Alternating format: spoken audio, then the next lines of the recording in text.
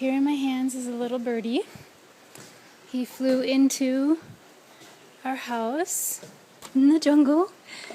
And what you should know is if you ever have a bird in your house, the only thing that you need to do is actually just put a sheet or a towel right over the bird, and then you scoop them up with a sheet or a towel. And you can do this with anything like a pigeon, chickens, anything.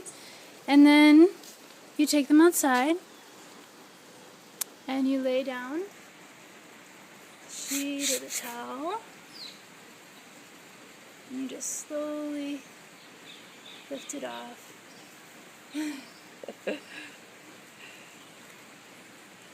There we go. There we go. There we go. See? I told you I would just save you and put you outside. Everything's okay.